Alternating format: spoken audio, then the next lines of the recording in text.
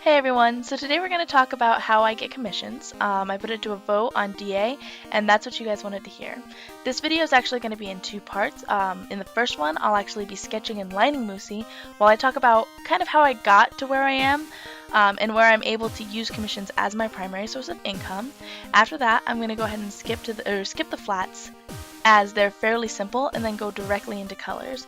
And while I do the colors, I'll actually be talking about what makes a professional freelance artist and what keeps your commissioners coming back. Before I do that though, I want to give a huge shout out to Blasbros for letting me use his beautiful character. I had so much fun drawing her. You are awesome. Thank you. I also want to send a shout out to KNKL, or Keenan Lafferty. His videos have actually helped me improve a ton in a short time, and there will be links to both of them in the description below, so please check them out.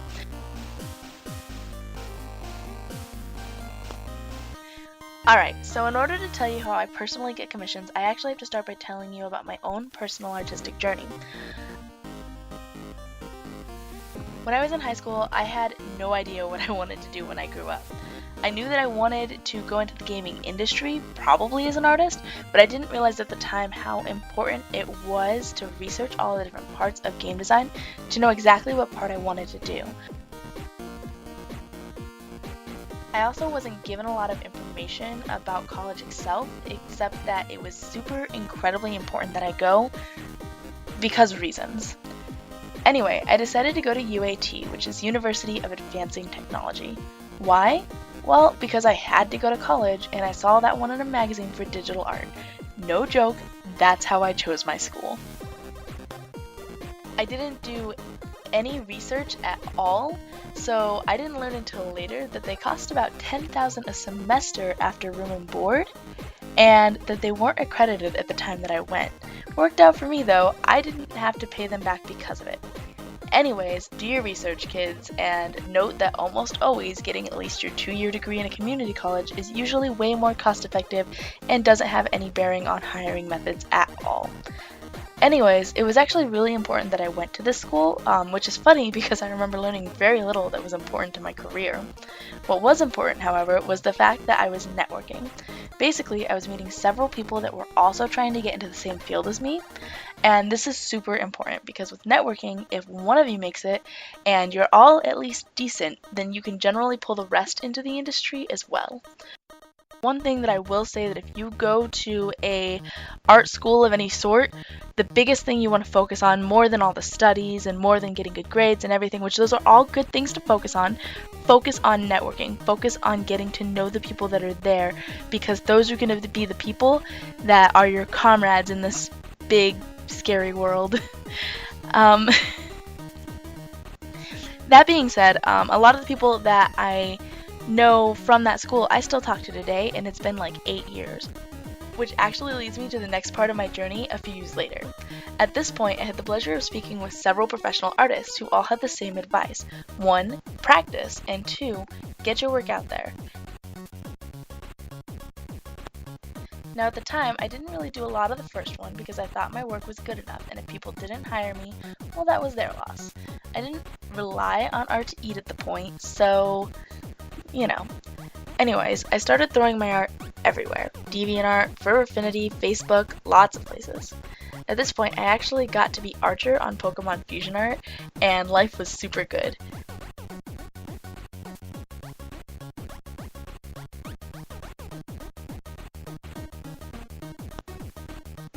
After a little bit, I ended up getting a message from an old friend from school asking me if I was looking for work. Of course, the idea of working for a company was awesome. I would get steady pay and lots of publicity, so I went for it. It started out simple enough. I did a sample piece for them, then got right into my first project. They were a Pathfinder modding company, and the way they paid was on a % scale per project. Basically, I would get money based on how good the book itself did, and I got to choose which books I wanted to work on. It became a game trying to figure out which ones people actually would want to buy.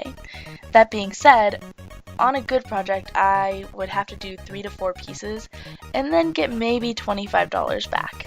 Each piece took me at least 10 hours to do, and that was if there were no serious revisions by the team. Keep in mind, this was a small startup company and I was friends with a great many of them. So it was a great work environment, and trying to grow together was actually really awesome. On top of that, working with a company as an artist for almost 2 years looks amazing on any portfolio. They do still exist, and I have a link to them below in the description as well. But at some point, we all decided it was just better to part ways and work on a freelance commission basis instead of the constant cluster that it was. And I actually still get commissions from them from time to time. And these times with pay that's fair for both of us. While I worked there, I actually got to meet a few other people that are in my network nowadays as well. But at this point, it was time to strike out on my own.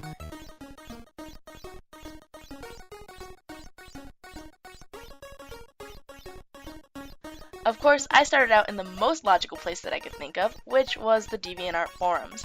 This went terribly for me.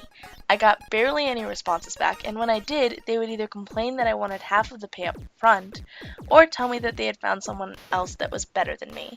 I did actually end up getting a small comic commission that took way more work than I was getting paid for, which is actually a common theme in my journey now that I think about it.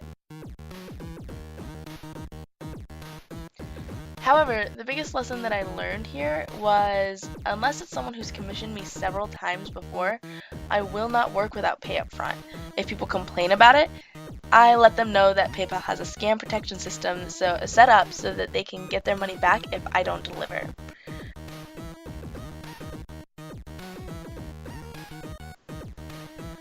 I also went ahead and applied to a ton of board game companies and heard absolutely nothing back. Actually, no, I heard back from one place, who then found someone better than me to replace me almost immediately. All things considered, this was the point that I actually decided to question why I wasn't able to get work. I went through several different theories, and at the end of each one I noticed that really, I just wasn't good enough yet. So I practiced. I did at least one piece every 2 weeks and pushed myself to learn everything that I could. I got a chance to get a personal lesson from an idol of mine and did an insane amount of photo studies. I also started to study other artists.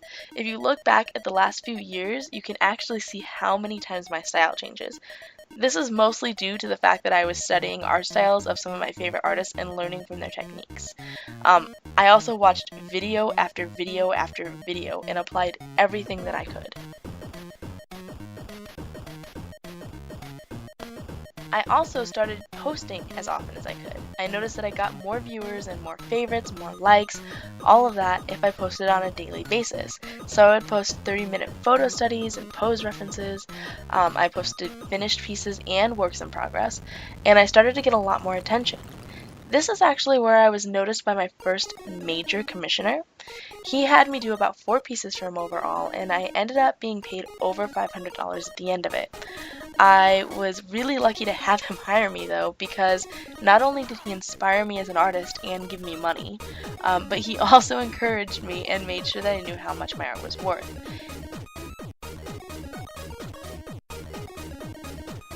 After doing all of my work for him, I actually took a break from art here because of life, and ended up picking it back up about a year ago, maybe a little longer now.